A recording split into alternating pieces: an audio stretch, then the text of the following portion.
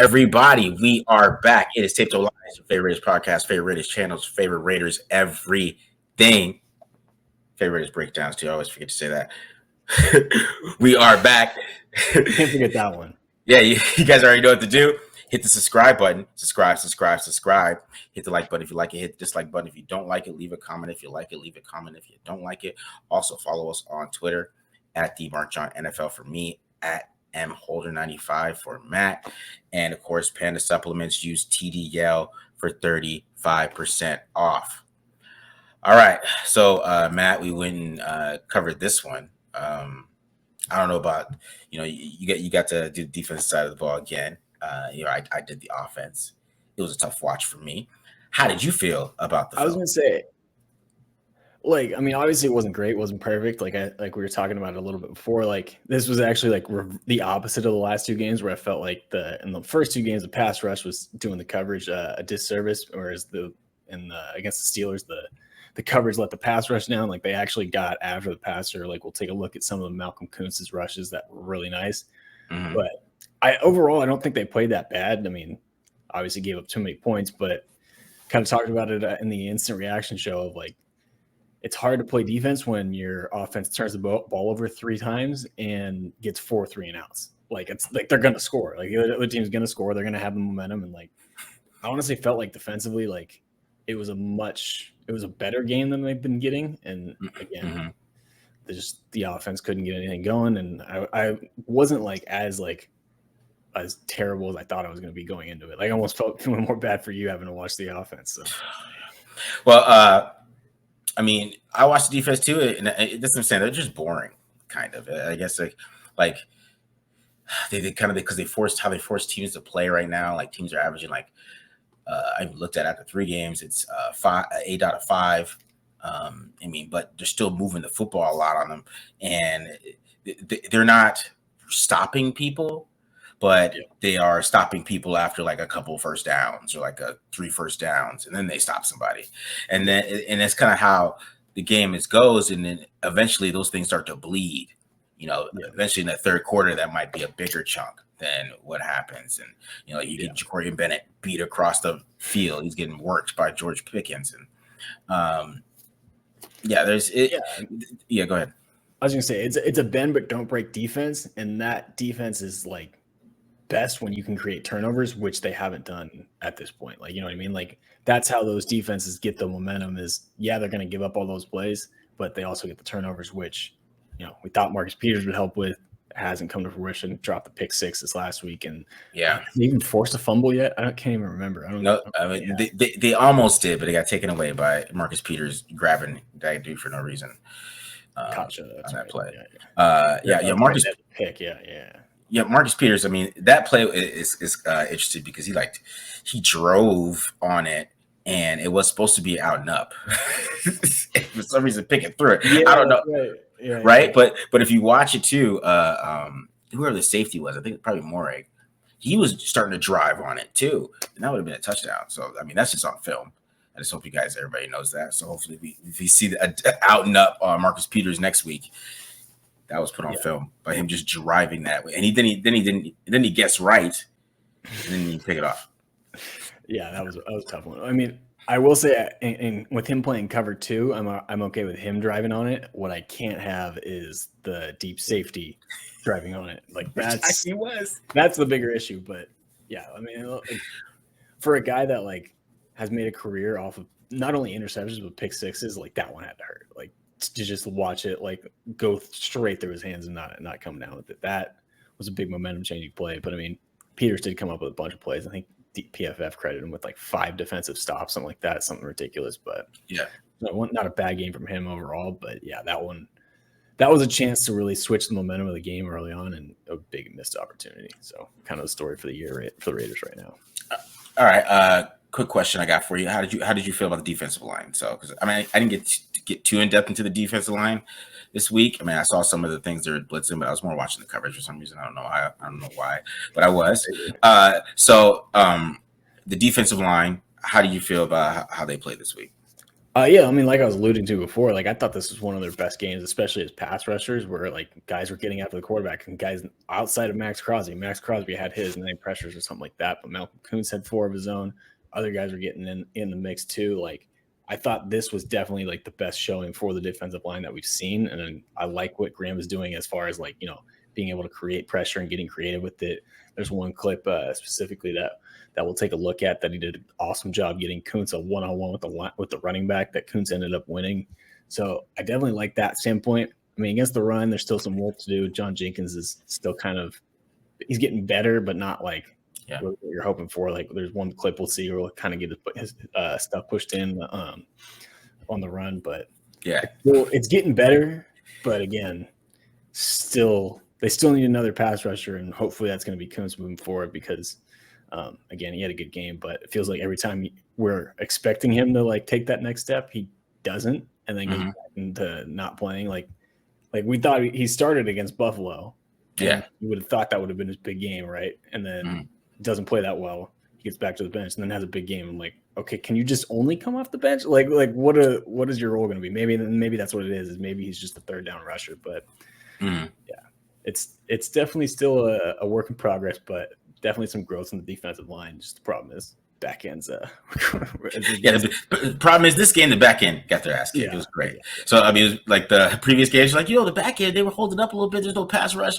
So this game, when they really tried to scheme some pass, some pass rushes and try to move, they were moving Max around a little bit, right? And mixing it up that way. Then they can't guard because then they got to play a little bit more man and pull a little more man coverage. And they had Marcus Peters giving up Calvin Austin touchdown and just I just can't believe he didn't touch him there because I know you're gonna go over about Koonce play. I just can't believe he didn't put his hands on him. You just give him a little push, man. Come on, dog. Yeah, let him know you're there at least, or grab him, or just tackle him. You know what? Just get the pads in your fingers or something like that. One of those plays. I don't even. Just give it a real fast guy. You like open the gate. It was just he did everything wrong in that play. It was just crazy. Offense, man. So, I mean, they're a big mess over there. I think. I mean, the run game. It got better as the board they started losing, right? I mean, we're keeping it real. The run game got better as they started losing, but they had some pretty decent runs early on that you're like maybe that they could have tried to find a way to stick with it because they really tried to get creative in this game. Like McDaniels is trying to win it. Like we could talk about rebuilding and all these other things we're trying to do. I'm watching these game plans, man. I mean, they went. He never runs 12 personnel. That was like the main thing they ran. Johnson was not on the field all game. Like I really didn't notice that because I'm not really trying to look for a fullback when I'm watching the game, chilling, right? But they ran so much 12 personnel runs. Like it's just I just can't believe that they try to mix it up that way. Like that's why I have a lot of Michael Mayer this week because he did a lot of run blocking. They obviously think he can run block or he needs to figure it out. They're like, Mayer, against TJ Watt, you're going to figure it out this week because that's your job. You're going to be the fullback. You're going to be Johnson, so we can maybe pass, right? I think that's why I know he's trying to win because it's like I've been saying that forever. You got to find a way to get Johnson off the field so you can pass, and they try to get guys out of the box. But the thing is, the Steelers didn't care. It didn't matter if we spread them out in a 12 personnel with Mayer, and then we try to run out of shotgun. It doesn't matter. We're going to stay in the box, and we're going to play single high. I mean, they did play a lot more too high than I thought. They played a lot more quarters than I thought because you got a cloud over Adams, but I mean, it didn't work. So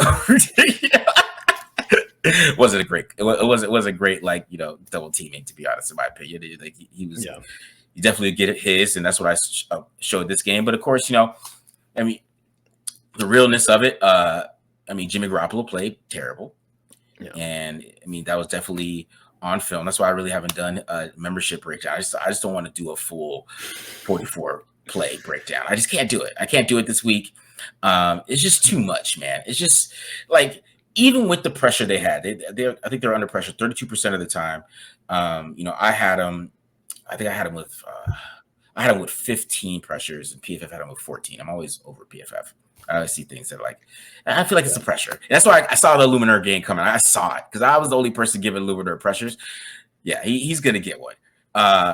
And like he was under pressure this game, but there's a lot of times where he wasn't. Like I was like, man, they're doing a really good job against the defensive line. I was a little impressed because they were average pass protection, and I think they're still a kind of a younger group, and I think they did better than I was expecting going into film. There's a lot of clean pockets where they could have had some big plays downfield, but he was just always feeling like he was under pressure. So that's why like people watch it on TV, they're like, oh my God, he's always under pressure. It just always feels that way, but he's not. I'm panicking.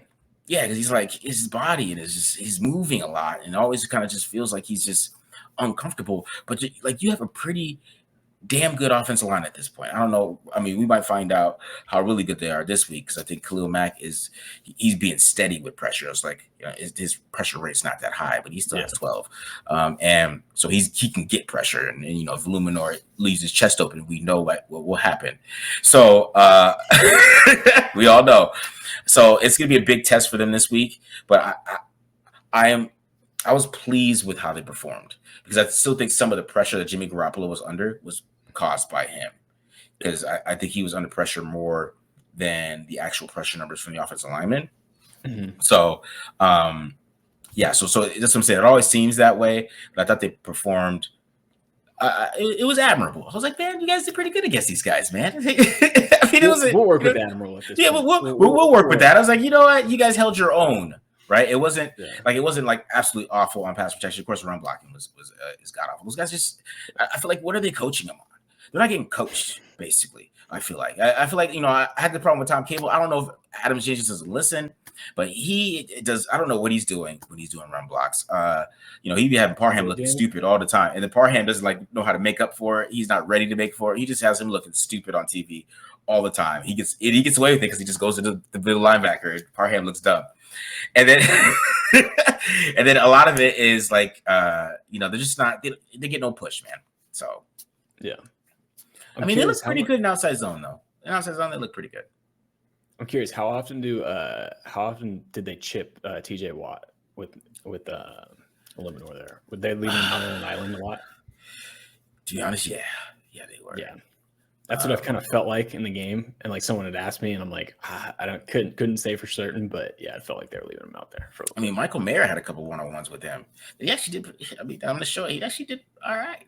He actually did all right against him. I was like, man. He had a pretty good PFF pass blocking grade, and there were some situations where he was actually like pass blocking TJ Watt. Yeah. I'm so looking forward to see it. Yeah, he did pretty well there, and then Luminor, Luminor was getting ate up. You know who's getting ate up too, man? Colt Miller. I don't know how Colt Miller got that grade that he had on there. Alex Highsmith put some spin moves on him that he just was not ready for. Man, Highsmith that dude is legit. He's legit. Oh my God. And then Keanu Benton. Yeah.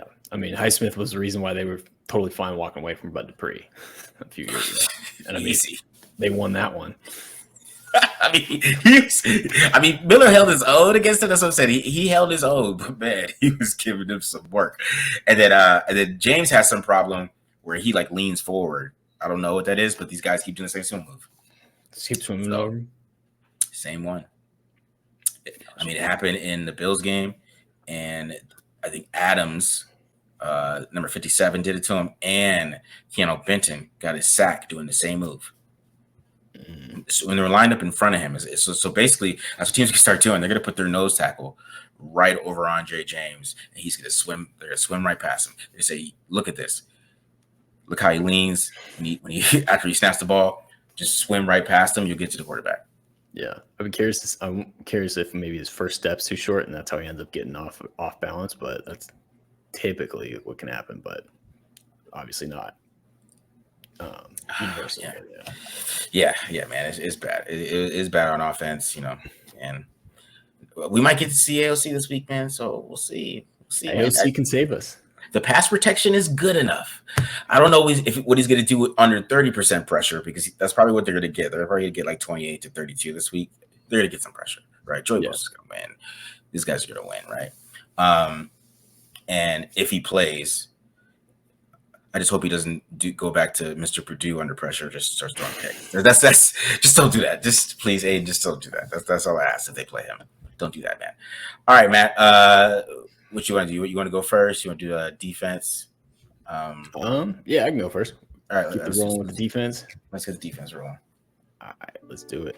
All right, so yeah, like I said, Divine Deablo obviously had a pretty good game in coverage in the season opener, but to be honest with you, ever since then he's kind of regressed, and this last week was probably the worst he's played so far. Kind of going to go over a few highlights and go over a few common themes, and also wanted to compare it a little bit to what we talked about in the offseason with him in coverage. A little bit of the same mistakes, kind of a little bit still thinking too much. We'll see against play action was really rough. But the one thing that I did notice that was kind of surprising to me is every time the Steelers got in 3rd and long and the Raiders went to dime personnel, Spillane ends up staying in the game and Deablo comes out. So pretty clear that they trust Spillane a little bit more. Or am I saying it right? Spillane or Spillane? I don't know. I keep getting called out for that. I think it's Spillane. Spillane, there we go. But yeah. So anyway, first clip here. This one's probably the most inexcusable for me in this one. When you're talking about playing quarters, I was kind of laughing because right now the Raiders are in quarters, and Deablo is the middle hook defender, and Frymouth runs a hook route, but no one's anywhere near him. And the biggest thing is his eye discipline here. Like, we'll see it a little bit. Let it play one more time for the end zone view. We'll see it from a little bit better from the end zone view here. Like, all right, so the first thing he's going to look at, he's going to see this receiver start to work the short drag route and watch Najee stay out the block and then work out to the flat. So we know he's good on that side, but right now we see he's got his eyes on Kenny Pickett. He never even turns his head to locate where Frymouth is, and that's why he's so wide open and makes that such an easy pitch and catch for a first down. So at some point we got to look and keep our head on a swivel and not get manipulated by the quarterback. I mean, look at Pickett. Like, Pickett right now is staring at Frymouth. Yeah, I feel like this is a pick. Yeah, like that should be. But again, nowhere there, nowhere near our man, and it's an easy pitch and catch for first down. Because he still would have threw that ball. He would have. I like it. I can believe it. Go ahead. All right, our next clip, I'm going to cut Deablo a little bit of slack on this one. This is a tough play for any linebacker to make. But again, we're getting some play action, and the Steelers actually have a pretty good play call for the Raiders defense right here, because the Raiders are going to be cover 3 and run an in route with George Pickens. So again, tough play. I don't know if he'll make this, but what I want us to watch and take a look at is the difference between Deablo and Spillane versus play action. Right? Both are going to come downhill initially. Spillane stays about a yard deeper, but look how much faster he starts getting into his drop, right? Like another half second faster, and he gets there, and he actually has a decent chance of making the tackle. Got to make that tackle, but he doesn't make it. And 2, this is going to show a great example of it too from the end zone view. Let's watch Diablo's first step as he starts to get deep and compare it to against Spillane's. Like, you can kind of see it right here where I have it paused. Like, Deablo actually ends up false stepping with his first step, and it stays on the 25-yard line. Whereas look at Spillane. He's got his hips turned. He's got his foot pointed out, and he gains ground. Again, I don't think Deablo is ever going to be able to make this play, but if he has a quicker reaction to play action and gets into his drop a little bit faster and better footwork, he's at least got a chance to make that a tougher throw and make Pickett throw that ball over him, or be able to be in a position to make the tackle on Pickens right after the game.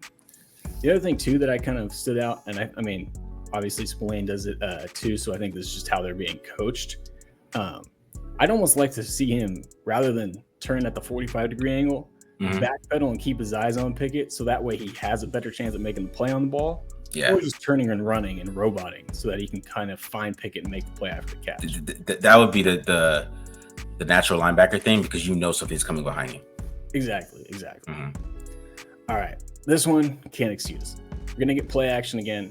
I mean, I don't know about you, Marcus, but I saw this play. Like, for one, it's man coverage, so he's staring at Frymouth. Frymouth never even tries to block. 2, if he's keying the offensive line, I mean, maybe they're selling the run a little bit, but to me, that looks like a lot of hi-hats. Like, this is a pass play from the get-go. But we take that step forward, and I mean, it's just a foot race to the corner of the end zone, and you're never going to win that when you play from 2 steps behind already. Yeah. And it's, again, another easy pitch and catch. And he runs like a 4.6, doesn't he? What's up, Fryermuth? Yeah, I mean, Yeah. Deablo runs like a 4.3, 4.4, but again, when you start having to change directions and 2 yards behind, like, you're just not going to catch that guy.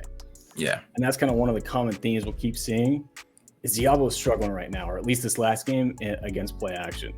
Like this rep too is going to be the same thing. This way he doesn't get the target here, but I mean, play action again, late to read it. Darnell Washington, if Pickett wants this, is wide open in the middle of the field. And I mean, we've seen this dude truck dudes and we've seen him hurdle guys against, or if you're an Oregon fan, you remember that play well. Who knows how long he's running for. Pickett ends up going to the flat and who's that nice play? Oh, Nate Hobbs had a heck of a game again, dude, last week too. Gets the PBU. But again, Deablo right now, or at least this last game, like it was an adventure against play action, and he was really struggling to read it. Now, you guys know me. I got to show at least one positive clip. Yeah. Get some positivity going here. And this was one really good play that Deablo ended up making in coverage. You probably remember this was the beginning of the game, one of the first plays. Steelers are going to run a screen. They're just kind of tipped that they're in man with Hobbs following in the motion. And I mean, he's used his speed and athleticism to beat that guard and lay the wood on that on Calvin Austin, who ended up scoring a touchdown later. That we'll see. But yeah, the other thing I liked about this too, we're in man this time against play action, and Flo working away from him. He reads that, sees Najee is going to Spillane's side, so he knows he doesn't have to pick him up and go help our teammates. Like, that's a good play. That's what I love to see. So, moving on to some run defense. All right. I'm gonna be honest. This one I couldn't find many silver linings for. Another rough day for D-line Deablo. Get a little inside zone here. Come downhill. Guard picks us up. I mean, is this terrible? Is he pushed out of his gap? No. But he ain't making a play from that position right there. No. And we can't be knocking into our teammates and Tyree Wilson. Like that leads to a 15-yard run against a team that struggles to run the ball. I mean, you would hope Byron Young could get more penetration than that, but yeah, he did get pushed out. Yeah, that's one of the common themes, and like we'll see it on this one. So this one is kind of what I was talking about a little bit with John Jenkins. Again, Deablo is pretty sure, I'm pretty convinced he's going for the B gap here, right? If we fit this up pre-snap, we got week C, week B, week A, strong B, strong A, and then a strong C, and then there's I think it's Hobbs right here in the slot to fill the alley or the D gap. Now I will give him some credit. Jenkins is getting pushed out a little bit, so I think he might be trying to make Jenkins right a little bit by ducking inside. But that's what we got Spillane there for, right? Spillane can come up and fill that hole. The problem is no one's in the B gap, and it ends up being a 7-yard run. This next one was really inexcusable to me. I mean, it's kind of similar. Like he's going to flow with the motion a little bit. Yeah. I think he's playing I believe it's called a 31 technique where run flow to him. He has the B gap. Run flow away from him. He has the A gap over here on the strong side. But we got the run flow to him. He's not there, or he starts to go to his gap, I should say. And then he kind of just blocks himself. Yeah, he hesitated. He ducks inside, and that creates the lane. Merrick misses the tackle, and there's another 7-yard gain. You should have just shot that gap. Yeah, I really should have. Like, if he just comes downhill. And what's especially frustrating, too, is like we saw him against play action, coming downhill too far. Now they actually run the ball, and he's sitting here, 4 yards back past the line or behind the line of scrimmage, and not being aggressive. And again, also we can't go chest to chest with the 300 pounds offensive lineman. That'll never work out. So again, rough day for Deablo. One thing that really caught me by surprise a little bit from watching the film is Spillane seems to be the superior coverage linebacker, which I did not expect. I don't think that's a good thing. Why does Spillane always get dragged? I don't know. He's always getting dragged. He just kind of latches on and like doesn't really run his feet. I don't think, which is part of the reason why he misses too. But yeah, he's not exactly like a great thumper. Every time that happens, I think of my high school football coach. Because every time that happened to you, like, see, you didn't hit the weight room. Every time I hit that, every time. But keep going. All right, let's go back to Koonce. Got to move on. All right, got to get some more positivity here. Been too negative today. All right. All right. So yeah, like I said, Malcolm Koonce had a heck of a game as a pass rusher. I mean, was crushing these Steelers tacklers turning speed to power. We're going to see it here on this one. This is going to be fair warning for trigger warning for anyone watching. This is going to be Calvin Austin's touchdown. Like you said, Marcus Peters opens the gate. But anyway, we're focusing on Koonce right now. I love it. Goes to the bull rush. Could get a little bit more extension, but what I like too is this move right here, where he goes and engages with the bull and then starts to work outside and starts to work to get on an edge, because he's not quite strong enough that he can just, full on bulldoze people or bulldoze offensive tackles. But then he gets off the block. And I mean, that to me, this should have been called. What are we doing over here, white hat? What are we looking at? What is he looking at? That's a hold. But even so, if this coverage is any better, if Marcus Peters maybe gets hands on Calvin Austin at the line of scrimmage, like we were talking about, or can't see it here, Marcus Epps is playing the post safety like he should be, that's a sack. I mean, he damn near gets it on the ball as Kenny Pickett releases it. So another quarter or a half second, and that's a sack right there. Problem is, no one's in the middle of the field, and we're going to run into the band and hit our head on the goalpost on the way in. See, that's why linemen wear black gloves right there. See? There you go. It blends in with the sleeves too. I didn't even recognize that. Yeah, they got black. All of them got black gloves on. But keep going. All right. So going to the other side. This time it's your tackle's turn. It's your turn. 65. Get a nice little long arm. And that, I mean, I should shut up. Maybe he can push the guys through and get there with the ball. That's another great rush. Meet at the quarterback with Max Crosby. Good Lord. Kenny Pickett, hope your arm's doing all right there, bud, because you just got crunched. Problem is, ball's out in time, and I think he completed that, didn't he? Coverage. What's up? He completed that pass, didn't he? Yeah, I think so. Yeah, nice.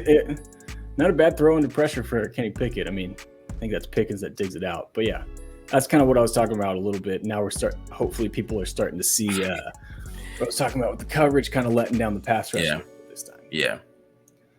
All right. Another one, speed to power, 65's turn again. Now, I would like to see him stay on his feet and get this sack. But what I do like is, I know some people might be saying, oh, he's ducking inside. But what I like is when he ducks inside is when Pickett starts to climb in the pocket. That's when it becomes okay. The problem is, right here, you got to make that tackle. Now, he ends up getting injured on this play and ends up having to leave the game. So maybe that had something to do with it. But for the most part, that's like that's the old 95% good rush. But then, you can't be lying on the field like we're dead and then come back 2 plays later. But yeah. Giving up a 19-yard run or something like that, wasn't it? Yeah, something like that. It was big run. It was a big run. Big run, went for a first down. And I mean, again, like to finish, but hey, for a guy that's barely gotten any playing time and just starting to play, like, we'll take that. Oh yeah, this one was fun too. I mean, buddy, dude just ended up on his friggin' back. Like, that's a good pass rush no matter what league you're in. Like, can't have much better than that. Like, that is. But Bennett got worked, so it's better. Yeah, again, coverage kind of let down the pass rush. Crossing route, Bennett gets beat by Pickens. But I mean, damn, man. Like, again, another half second. I mean, he didn't come to balance here. That's a good rush by Koonce there, where he's getting in there and getting the pressure. But again, what is that, 30-yard gain? Yeah. Can't have that. Okay, so this one was my favorite just because this was a little bit. Oh, no, this isn't even the one I'm thinking of. Let's see which one's. Oh, yeah. Another long arm. All these run together now because it was basically the same thing over and over again. Like, he was just crushing dudes with these long arms. I mean, yeah, man, look at that rush. That's nice. Why is he not starting? His run defense still isn't great, and it's like he's just not consistent game to game, which is kind of the frustrating part. But yeah, I mean, again, beautiful long arm. I mean, get in. Pickett escaped a little bit, but that's a heck of a rush. So this is what I was talking about. Okay. So what I love about Patrick Graham and how he's been scheming it up is right now the Raiders have Max Crosby playing at essentially the middle linebacker spot over the center without his hand in the ground. And then they have that Adam Butler, and Tillery on the outside. and Nate Hobbs in press coverage as a slot corner to give a threat for the nickel blitz with Bilal Nichols on this side too. So the Steelers end up sliding their protection left, which is going to put Koonce one-on-one with the running back. That's a matchup we want, right? We got a defensive lineman on a guy that doesn't like to block. And he doesn't even run through the running back's chest here, which is what you normally do, but that's also how you get cut and lose a knee. He's going to use a little hezzy and rip move. Let's see some of that. Lose a bit. Oof. I mean, man, another half second and that's a sack. Like, it's the tough part about playing defense. I mean, actually on that one, I think it was Hobbs maybe made a nice play on the ball. So yeah, for not. But again, this is kind of what I'm talking about, where I like what Graham does to get kind of creative to, put Max Crosby in a different spot, somewhere where he's not used to doing. I wouldn't be surprised if they do this a little bit against the Chargers because Corey Linsley hasn't been great in pass protection this year. Yeah. But to kind of get this one-on-one matchup and get this favorable matchup to give their guys a chance to win and find someone else other than Max Crosby is finally winning one-on-one balls. And they ain't got Austin Eckler. Do they? Do they have Austin Eckler this week? I think he's still questioned. I don't know if he's been ruled out, but he's missed the last 2 games. Mm-hmm. So, all right, move on to some run defense. And actually, this was actually a little bit better for him. Right here, I like it. Got our hands inside, setting the edge. Like to see his shoulders parallel to the line of scrimmage a little bit, but he gets there eventually. And we get off the block pretty easily. I mean, this guy's on his ass. Granted, got a little bit of action at his heel or whatnot. And we're in a great position to make that tackle, but we also got to make the tackle. Yeah. Tackle. So, again, like him setting the edge, just got to finish a little bit better there. But on this play, and this will be the last one that we'll end on here. I mean, you've heard the saying, Marcus, with defensive linemen, we don't get blocked by tight ends. No, you don't. This is how you not get blocked by a tight end. This is the kind of stuff that makes me really encouraged about him because he wasn't known for his strength coming out of Buffalo, right? And that's kind of his issues. I mean, this is physically dominant against the dude. And he ends up getting the tackle for, a 2-yard gain? Mm-hmm. So, yeah. Big day for Koonce. A little bit disappointing for Deablo, but we'll see how it move forward. Hopefully, Koonce can get a start next week and pick it up and, not have the bad games that we've seen him have in the past and continue to be active because tell you what, man, with how much they've struggled to beat one-on-one blocks and see him do that against those tackles, be excited to see what he can do moving forward. Yeah, I mean, I don't know how you could put on that film and be like, we should keep playing Isaac Rochelle. It just especially this week. This is not a running team. I mean, I know they ran a lot the first game, but they don't have Austin Eckler right now. They ain't gonna run the ball, Especially they're thinking like these guys don't get a lot of pressure. We can see on film. There's a lot of things we can open up in the secondary. They're throwing the ball 45 times this week, so. Yeah. Koonce needs to get a lot of run. He needs to get, because what he can do, which you can see, he could probably wear down the right tackles. I don't even know, is Trey Pipkins can be beat. I mean, yeah, is he a solid right tackle? Sure, yeah, he's a solid guy. I would take him on the Raiders. He's a solid guy. But can you get beat? Hell yes, he can. So you could beat him. That Slater, I mean, have fun with that. I mean, that's Max Crosby's problem. Because I don't know how they're going to mix that up. Because if Koonce goes against Slater, he's not going to have a great day. Yeah. So it's gonna be interesting. I was kind of curious about that too. They've been kind of using Crosby, especially this last week. They, like I was saying, they put him at over the center on that one rep, and then they've been mixing him up a little bit. In this past week, he played more on the right side, so the offense is left. But yeah, the first 2 games of the season, Crosby was not exclusively, but mainly sticking to the defense's left, offense's right. So I don't know how much what they're gonna do, but yeah. Like I was talking about, I think they'll get a little bit more creative with the way they use them, and then that could lead to more opportunities for Koonce, hopefully. Because to be honest, I mean, if you have film of Max Crosby staying on the right side, I mean, your right tackle is probably to get more revved up to get ready for him, and you mix it up, and you put Malcolm Koonce over there. He doesn't know what Malcolm Koonce does and how he rushes. That's how you get those big rushes, in my opinion. So, on the flip side of that, that was a positive. Of the flip side was Divine Deablo, who still looks lost in coverage, which is, not great for the Raiders, especially him coming off the field for Spillane. I think that's not a great thing. I did notice that too, that he was coming off the field. He's the one who comes off the field the most anyways. I mean, Masterson comes in for him. Yeah, that's true. Masterson took a couple reps. I mean, not many, but just when they were in their base person or their nickel which is now their base personnel. Like, yeah. So Spillane is very clearly the top linebacker in the coach's eyes. For sure, man.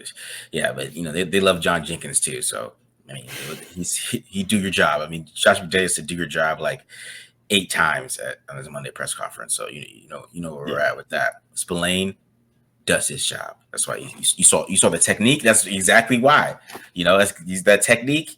See Spillane right there. You see that? See that? You always see the coach doing it, right? Yeah. And to that point too, like when we're talking about Deablo like ducking inside his gap, like one of those reps specifically, like I think he might have been trying to overcome for John Jenkins, and it's like, no, again, do your job, fill your assignment, and those are the guys who are going to play, and those are the guys who are going to be successful in the Patriot way. Yeah, I really feel like it's do your job week. Like I'm going to count how many times it says do your job this week, and then Wednesday, because he literally said it like 8 times on Monday. He does his job. Next guy he talks about, he does his job. He's do your job guy. So it's do your job week. It's probably on the board. Right next to no days off. Yeah, do your job. All right, let's get into the offense. So I did Michael Mayer and Devontae Adams. So we're ending really positive here, right? With some Devontae. There we go. I did all of his explosive plays. But even this, there's gonna be even CSA explosive plays. There's gonna be some funny stuff in there. I'm just gonna let you guys know. You might think it's funny, you might not. I don't know, but I kind of did. So we're gonna check it out. But with Michael Mayer, the good thing about going over him, we're gonna get to go over a little bit of the run blocking too. So it opens it up because he was out there a lot. I'm telling you, they ran 12 personnel. I was trying to pull it up. But I got fat fingers or something. I can't do the filter on my phone. So, but they ran 200 personnel most of the time. They even did some passes out of that a little bit. Not really, though. It was like they kind of switched it up. They did 21 personnel the first 2 weeks. You're like, oh, that's not working. Let's do 12 and kind of do the same kind of looks, but with a tight end out there now that maybe we could pass with and do some play action. And so they try to mix it up a little bit with that. But it's like the first play of the game. They're in 12 personnel and spread out. So, So as I say, he tried to mix it up. A lot of 11 personnel, a lot of shotgun runs, 11 shotgun runs. That was interesting. He's trying to win, bro. I'm telling you, he's trying to cook it up. That's why he's probably pissed at Jimmy. That's why I wonder how much he's got to be mad at him, bro. He does. He's probably pissed. He's been dialing it up, Matt. Like it's been dialed up. That's the one thing. Like I feel like you can like take like I feel like the coaching staff like. I don't know. I know it doesn't mean much, but they are trying. I just feel like they're just not that great at talent evaluators or something or they just are overconfident in their guys. But yeah, like they're trying different things. It's just not a whole lot's working right now. Yeah, that's why I don't know. I don't know what Mark Davis said to Josh before the season started, man. But just to see what they were doing this week, and then watching what Patrick Graham was doing. Yeah, oh yeah, they didn't come to lose, guys. I'll tell you that. I complain a lot, so. All right. Only after BD left. Yeah. Oh no, it was before that. It was before that too, man. All right. Michael Mayer. All right. So we're gonna start with run blocking, right? We're gonna start with run blocking. So we're gonna do run blocking, pass blocking, and receiving. It's gonna be like it's kind of like a scouting breakdown here. Yeah. All right. So we're gonna start off with a little counter, right? They call this jab. We're just go with counter here, right? So you see where Parham does is actually pretty good run blocking here, right? You see some pretty good down blocks here from Van Roten and Luminor, right? I mean, actually not from James though, of course not. He's getting thrown on the ground, but I mean, Michael Mayer for some reason doesn't run up this hole. He goes this way, and I don't know why. I don't know what he's looking at. Maybe he's expecting Hooper to block him. Maybe that's what he's expecting. But Hooper goes past that guy to this guy. But maybe, I feel like he's supposed to do that. And then Mayer's supposed to come up in here. But for some reason, he goes out here. I don't know why, but you're about to see it. It just doesn't make any sense. And then he realizes it. You see him. He's like, oh, uh-oh. Oh, yeah. Yeah. Right? Yeah, I'm trying to figure out why Hooper didn't pick up that. Yeah, 55. Is he not supposed to? Because maybe if 87, maybe he's supposed to lead him through. Maybe he's not supposed to. He's supposed to get this guy, and he's supposed to lead him. Because that kind of makes sense to me.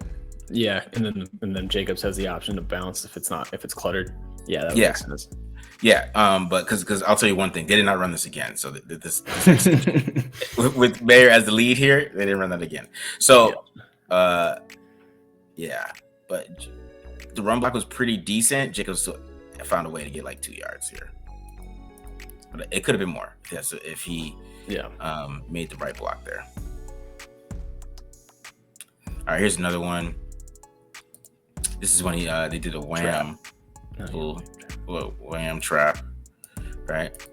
And he's just, I don't know if he's just late here, or I think just Adam just made a play, or I mean, because I know it's trap, right? But maybe I don't know. James just has a tell because they never ran this play before. What? Go back a little bit. Let me watch James' first step.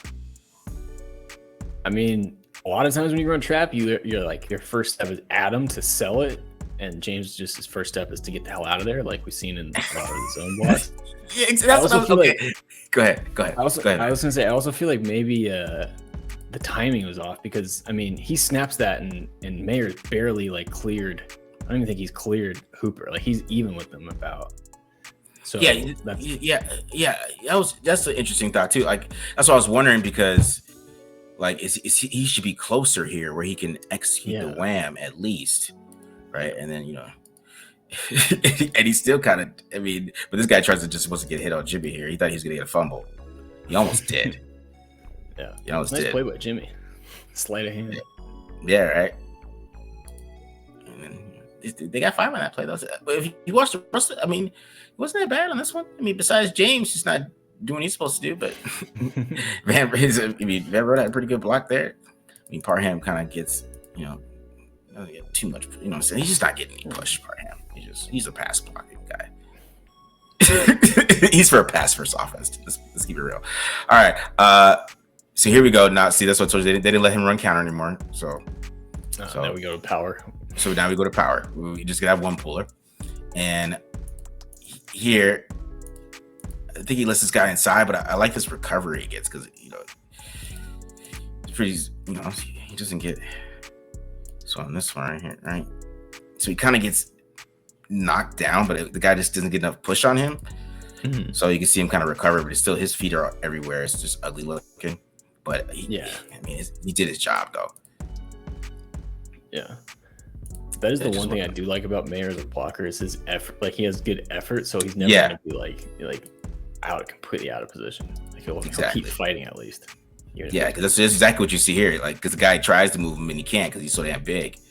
Mm-hmm.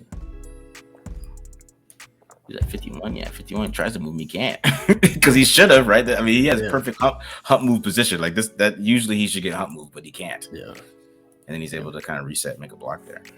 There you go. We'll take it. It's a little power runs. I tell you, at least shotgun runs are working. It's something they got to keep happening. I don't know what the score is right now. I can't tell you that, guys. But all right, here's one. They try to do a little kind of like an outside zone toss, basically. Oh yeah, weak zone. Yeah, right. Outside zone lead toss. Mm-hmm. But this is Mayer's worst block right here, guys. This is going to be. Now, I don't know where he's going. I mean, that guy is coming right at you, but for some reason he gets I don't know if he gets juked or something. Yeah, he kind of just gets. I'm trying to figure out too why he like slows down. Like you got a guy that's coming off the field hard and he chops his feet. If he matches his speed and like throws a cut block, like that guy's on the ground. Exactly, and then Jacobs just goes right here. Because Van Roten and of course James overruns this guy. Where is he going? James? Yeah. He's just like you. I mean, I know it's zone, but you gotta. I mean, he just gets completely. Yeah, I mean, he's not expecting it to. I don't think he's expecting it to cut back, but he. Probably, yeah, you're probably right. Probably a little too quick. Right. He gets out of the gate instead of breaking down right about here. Yeah, but I see your point too. Like maybe he's not thinking it's not going to cut back that quick. Yeah, not cut all the way back to the other edge. But. Yeah, that's a good point. I don't know. I just feel like he just gets out so damn fast. Like man, he does. All right, so here a little inside zone here on this one. This is another good block from him, but Illuminor doesn't get So he's supposed to, doing the combo blocks, right? But Luminor does not get off his man and see this here, right? Yeah. Let's watch the rest of this. So Luminar doesn't get off his man. But Mayer has a good block here. Get some good damn movement on this one. I didn't have the best block by anybody in this game was Josh Jacobs when he smashed a lineman into. I think I have it on here. I'm going to show that. He pancaked. That's crazy. All right, so here we go. This is the only pure outside zone run on this one. This is actually a pretty good run. They got 6 yards. They did this one early in the game. I was like, why are we not doing this more with Josh Jacobs? And these guys are athletic and they all look like they do pretty good. And Andre James has he has his best block right there. But we're watching Michael Mayer. So we'll watch Mayer here. This is one of his best blocks too on Highsmith. Right? I mean, like it's not like pretty, but he just has so much effort. Like his feet are just everywhere. It's ugly. He's like chopping it. It's just ugly. But Highsmith, he's just so big. Like he's just so strong. Like Highsmith still can't like move him. Like he should move him based on Mayer's technique. Like he's like his hands are inside him. He's just like has full control, but he can't move him. And then Mayer still gets a big block and like finishes. Yeah, I mean that's what makes Michael Mayer so intriguing. Is like his blocking isn't there scheme wise, but he's got the effort and the size to be a dude at that if he gets better down the line. Yeah, since he can't lead block anymore, so we're watching him again on the looks like this one's just going back power again, right? Yeah, going back power on that one. And then you see on this is a perfect example of him not having good technique, right? So he lets the guy, he kind of gets blown up and his legs are spread, everything is kind of just messed up, and you feel like this guy's about to tackle Jacobs, right? But then for some reason he just like keeps finishing. Stays attached, yeah, I guess. Right? I mean, like he doesn't like he should be getting blown up here, right? Yeah. Because that's Alex Highsmith, and he's still not a good block. This is not a good block at all. It's just like the effort, you know what I mean? Yeah. It's great effort there. Just like it. So here we go. Here's some pass blocking.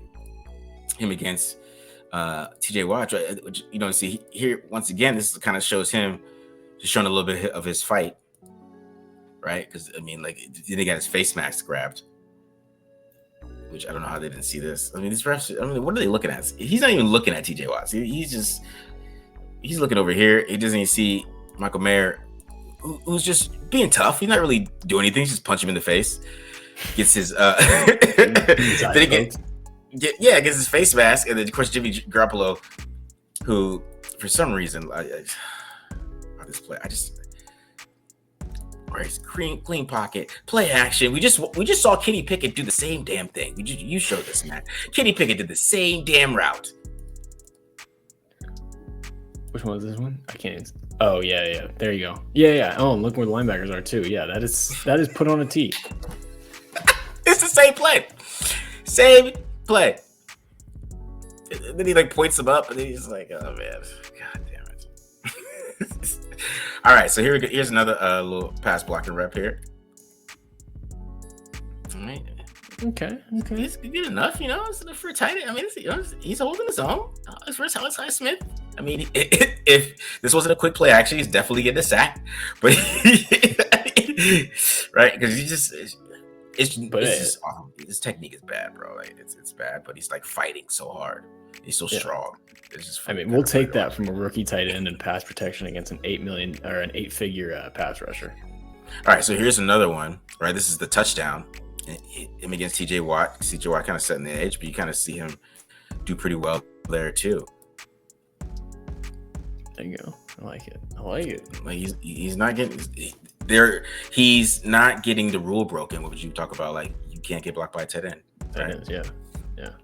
So on this one, so let's get into his route running before we end it off here with Michael Mayer. So this one is little Haas Z juke. So he's gonna be running the seam here now. Jimmy Garoppolo's throwing it to Adams. I mean, we watch Kenny Pickett do the same thing. There's a guy shit over here, he do over here. But hey, So let's watch Mayer's route, though. Go ahead. I was going to say, I love to see what you're talking about with like cover one high versus two high. I didn't see the whole field at first, and I thought this was too high just based on that safety's alignment. But no, it's still one high. They're just cheating to Devontae's side. Yeah. So this is the first play of the game, and we're getting Haas Z juke. Okay, so we gotta know this is a seam and a hitch, right? We know seam hitch. This is install here, but watch this route. So you see him kind of setting up this kind of curl flat player, right, with kind of that out route, and then he just brings it back in on the seam. Yeah.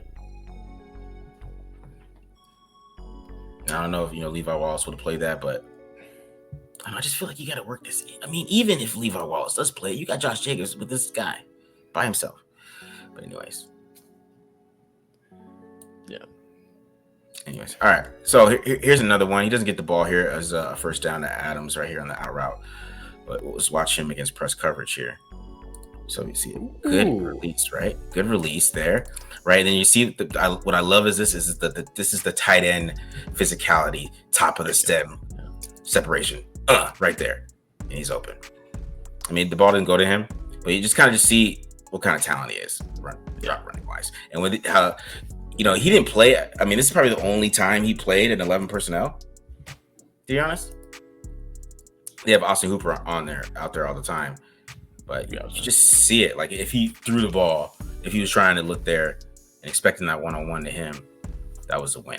Now, this is probably his worst route on the interception here. So he needs to be running this little in route here. Now, I mean, for some reason, they want DeAndre Carter to run this in and out route instead of Hunter Renfrow. I mean, you can make that decision if you want to. So because that's the read here. But you see, on this one, it just gets a little lazy on it. It's kind of like he doesn't give the same kind of separation like he could have. Like we'll watch the next route he does. You see so much of the top of his route that he could have did on this one. But I mean, there's still a little bit of separation. It's just a bad throw. Yeah, I mean, he rounded that cut, but yeah, he rounded it off too. So I mean, it could have been the dude. Yeah. So we'll go back a little bit. You can kind of see how he rounded it.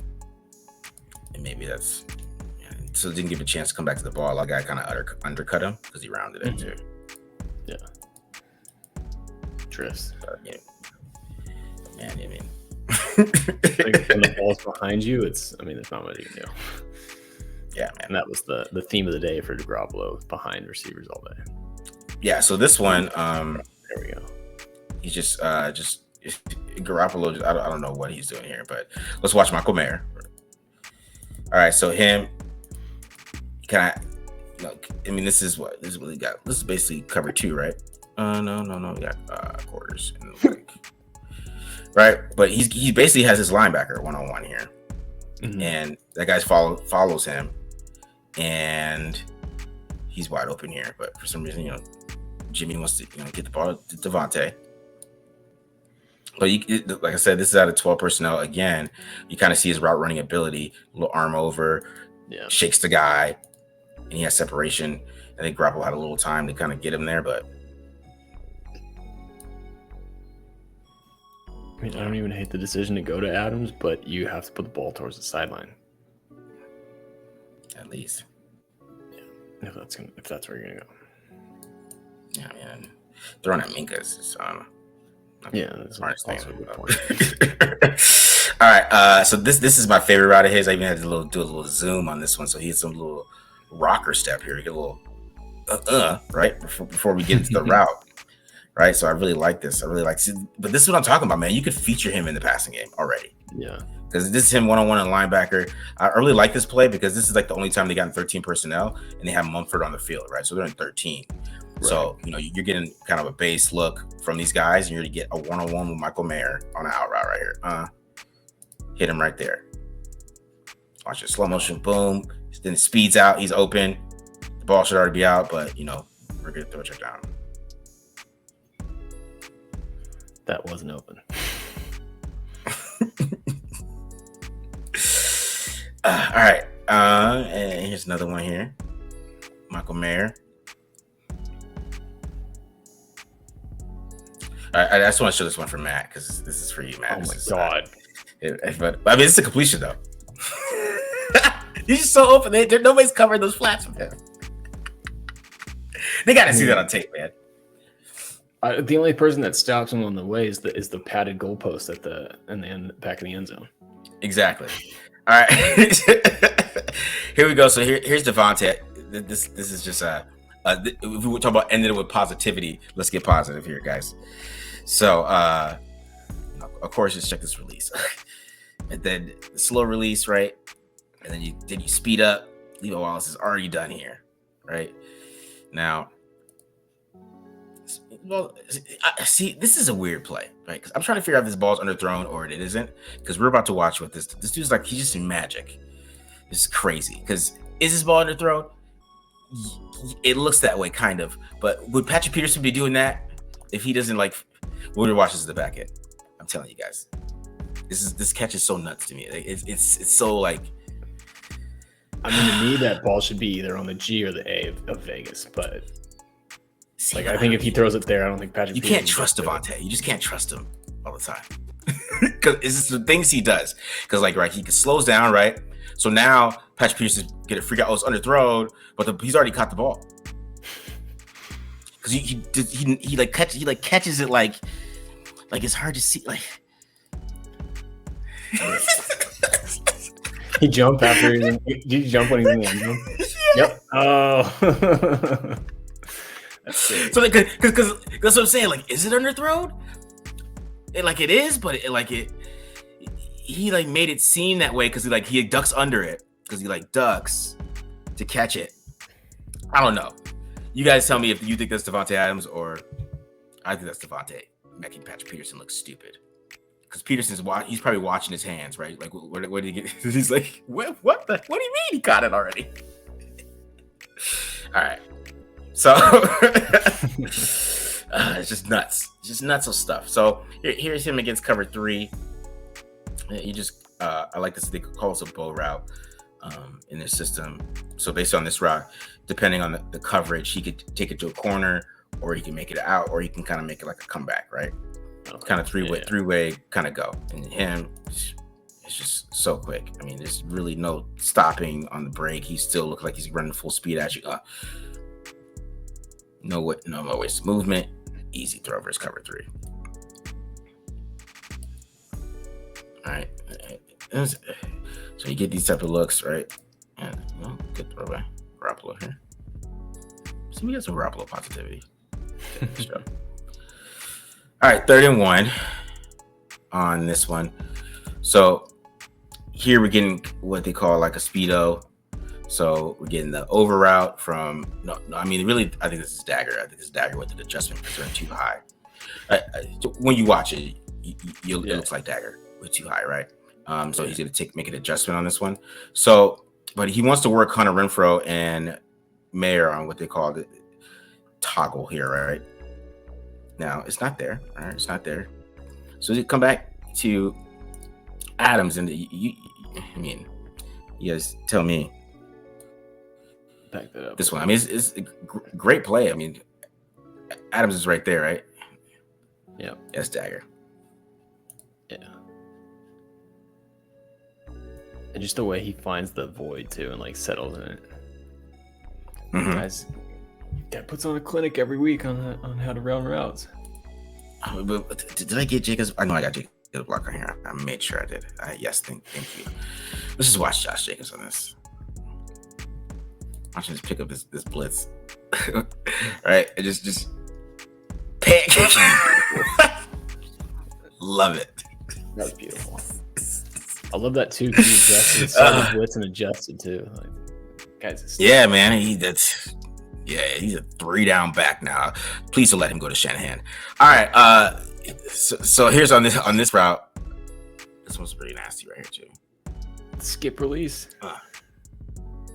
Yeah, Wallace is done, man. Look at Wallace is no shot here. No shot. Goodbye, Levi. I'll go for 19, break a tackle. It's just ridiculous, man. Okay, it's like this all day. And of course, we got to finish it off with some more dagger, of course, man. All right, so a little play action dagger this time, Right to Adams right there. Of course, he did this in the final. You can't have a final drive with Josh McDaniels without Dagger.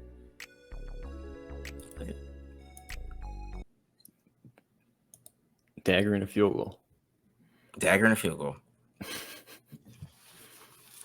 But yeah, man. See, and it was positivity. I mean, we have Devontae, guys. We have Devontae, at least. There you go. You get to watch Devontae, at least. That's what I was thinking about that all week. At least I get to watch Devontae. At least I get to watch Devontae. So I was like, I got to show this, man. You got those yards. There's some great routes. They're using a lot. They're using him short a lot, because what Jimmy does. But I don't know why they try to throw outside the numbers so much with him, man. I don't know what film he was watching. I don't know what they're trying to do. I know Adams plays really well outside, but you can move him around too. They got to figure that out. But hopefully. And to your point too, like that ball that we were talking about to Adams that didn't get picked, or he got he was where we're talking about needs to be more towards the sideline. Yeah, they threw that from the far hash with Jimmy Garoppolo. So not exactly what you are playing to your guys' strengths on that one at least. Yeah, because that's what I'm saying. You cannot run the same offense. He's literally running the same offense that he ran with Derek Carr. He's running the same thing. And we talked about it was going to change. We brought in Scott Turner. We're going to do more stuff he did with Shanahan. And there's a couple of choice routes in there, but he hasn't thrown them. I don't understand. He has these choice routes he's doing with Hunter Renfrow, and he's not throwing those balls. So that's what's bothering me. But Adams is still eating, and he's going to eat, and that's what we're learning. He's quarterback proof. He can put any quarterback out there. Adams is getting 12 for 170 if he gets the targets. So go back to Michael Mayer on the other side. I thought Michael Mayer. I just like how he fights, man. He's tough. He's really not going to look good. But they think he's the blocking tight end. They really believe it because that's all he did was coming in on 12 personnel and block. They obviously think that they can mix it up with him that way. So that's kind of their vision. They feel like that he can be that type of guy. They feel more comfortable with Austin Hooper right now, but I believe that Michael Mayer will get some more play, especially if they see on tape some of the routes he was running. Man, you got a tight end that's his size and he's moving like that, doing those type of moves, and you can get him matched up on linebackers or some of the things that they were doing. He should be eating a little bit, right? And especially with even because I think Aiden O'Connell, he's got to work the middle of the field too. But I think Aiden O'Connell he's more he'll be a little bit better pre-snap, I believe, than Jimmy Garoppolo. So I think he'll be able to mix it in where he can get those type of targets. But Mayer also mixed it in pass protection too, man. He looked pretty good. He looked pretty damn good for tight end. No, I'm glad you shared those clips because I haven't gotten a chance to really dive into Mayer much this season, and obviously stat line is not showing up exactly great, but it's definitely been encouraging. So, and to see him get open too is good, but I'd like to see him get the ball a little bit more. So yeah, go ahead. I was just gonna say I like what he saw. I mean, he's showing a little bit of growth as a run blocker. Obviously, like you said, still not there, but love the effort. That's the thing. You can tell just on watching the film, he wants to get better at that part of his game. He takes it seriously, which is big, and that's the mentality's one of the biggest things for tight ends when it comes to run blocking. Yeah, he looked way better than he did in the preseason. I'll tell you that. No, and those weren't preseason guys.